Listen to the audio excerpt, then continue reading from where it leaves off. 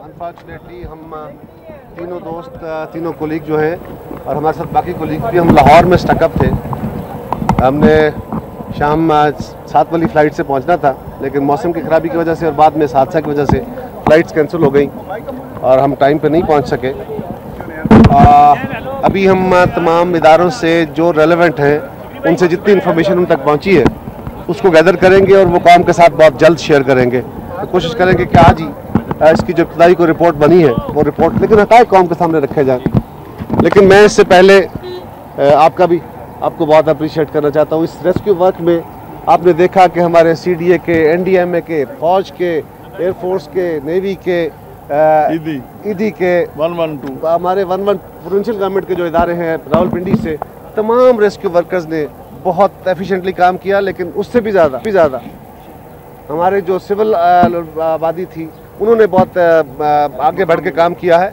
लेकिन मैं अप्रिशिएट करूँगा, मैं तारीफ़ करता हूँ और मैं उनको मुबारकबाद भी देता हूँ, उनका शुक्रिया अदा करता हूँ इस मकामी आबादी का कि उन्होंने अपने घरों से निकल के अपने दरवाजे खोल दिए।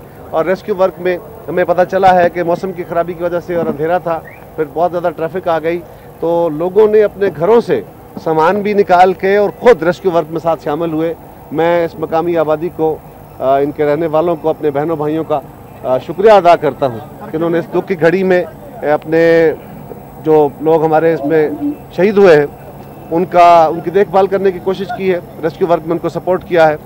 और मैं फिर आखिर में रेस्क्यू वर्कर्स का तमाम इदारों का बशमूल हमारे जो भी फोर्स के इदारे थे उन तमाम इदारों ने बड़ा एफिशिएंटली काम किया। अभी भी आप देख रहे हैं कि मुसल्लह अफवाज के जवान यहाँ मौजूद हैं, हमारे CDA के, NDMA के, 1122 के तमाम लोग, और आपका ईदी तो हर बहुत बड़ा उनका शुक्रिया अदा करते हैं। शुक्रिया तो क्या, छोटे लफ्ज़ शुक्रिया के कि वो तो हर जगह जहाँ कोई अल्लाह ना करे कोई हादसा होता है वहाँ मौजूद होते हैं। तो मैं मीडिया का शुक्रिया अदा करता हूँ कि मीडिया ने इस पर बड़ी सब्र आज़मा रिपोर्टिंग की है। यकीनन कोताहियाँ कमियाँ रह जाती हैं, ऐसे हादसे का किसी को प्रेडिक्शन तो नहीं होती। और फिर जो सूरत हाल है कि रास्ता यहाँ प्रॉपरली नहीं था, कोशिश ये की गई है। इंशाल्लाह इसकी जो इन्वेस्टिगेशन है, कल से कुछ बात की जा रही है कि जी पहले एयर ब्लू की जो रिपोर्ट थी वो नई टाइम पे दी गई है, उस पर तसल्ली नहीं है। तो मैं कल से ही अब गुजारिश कर रहा हूँ कि वो रिपोर्ट दे दी गई थी, लेकिन उस रिपोर्ट में कुछ लोगों को एतराज़ था। तो हमने बार बार कहा कि उस रिपोर्ट के लिए एयर ब्लू जो है वो हमारी मुखालफ जमात के एक मेंबर हैं जिनकी बल्कियत है, हम उनको क्यों फेवर करेंगे, जो सच तो आमतौर पर कहा जाता है। और गवर्नमेंट की उसमें क्या नेग्लिजेंस है, क्या कमज़ोरी है कि गवर्नमेंट उसको छुपाएगी? कोई चीज़ छुपाने की ज़रूरत नहीं होती।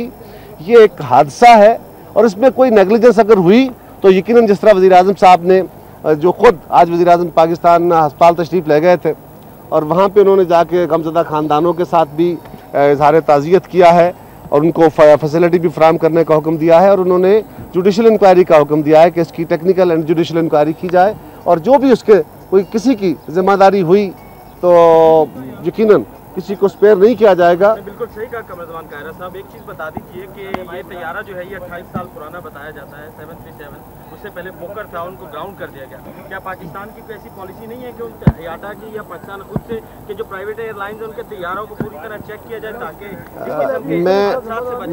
मैं गुजारिश कर रहा हूँ जी, मैं अभी पहुँचा हूँ, मैं इंशाल्लाह सिविल एविएशन से भी, PIA से भी, मुतलका इदारों से डिटेल लेके तो आपके साथ शेयर करूँगा। लेकिन एक बात मैं आपसे कहता चलूँ इब्तदाई कि इस तरह के तैयारे बहुत सारी एयरलाइन में चलाए जाते हैं। ये पुराने तैयारे सिर्फ पाकिस्तान में नहीं, और इनकी मेंटेनेंस ज़्यादा ज़रूरी होती है। तैयारे एयरफोर्स के भी और PIA के भी और जो हमारे पैसेंजर एयरलाइंस होती हैं इनके भी पुराने तैयारे भी चलाए जाते हैं।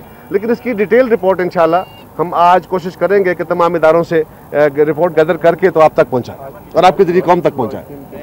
और मैं लवाहिकीन के लिए उनके उनसे इज़हार अफसोस और ताज़ियत भी है। अल्लाह ताला उनको सब्र दे।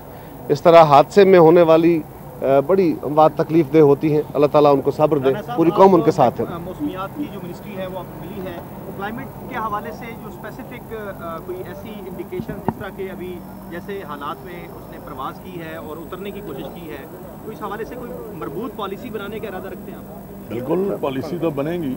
अब देखते हैं इस पर जो रिपोर्ट आती है उसके बाद फिर देख के उसके हिसाब से फिर इसको जो है पॉलिसी बनाई जाएगी, जैसा कि कायरा साहब ने बताया है। इस पे इंशाल्लाह ताला पूरा देखते हैं कि आइंदा ये ऐसा कोई वाकया ना पेश आए। हमें बताया गया है कि इससे ख़राब मौसमों में भी तैयारे लैंड करते हैं, अंधेरे में भी, फॉग में भी, ये सारी फैसिलिटी होती है तैयारों के अंदर भी।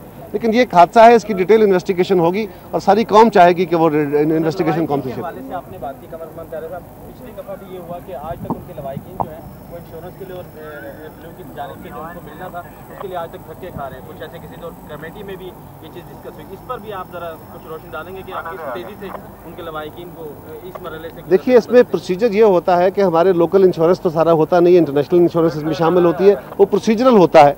हम जो ह्यूमन डिले होता है, प्रोसीजर डिले की तो बात नहीं कर सकते। अगर हम कोई नारा मारें, कोई दावा करें तो गलत होगा, लेकिन हम ये करेंगे कि अगर कोई इंटेंशनल डिले हो तो वो नहीं होने देंगे और जल्द अज जल्द कोशिश करेंगे कि जो लवाहिकीन, इफ्जाना तो नहीं हो सकता किसी इंसानी जान का, लेकिन जो भी एक प्रोसीजर तयशुदा है उन ख़ानदानों के साथ उसकी कुछ कंपनसेशन दी जा सके। Thank you.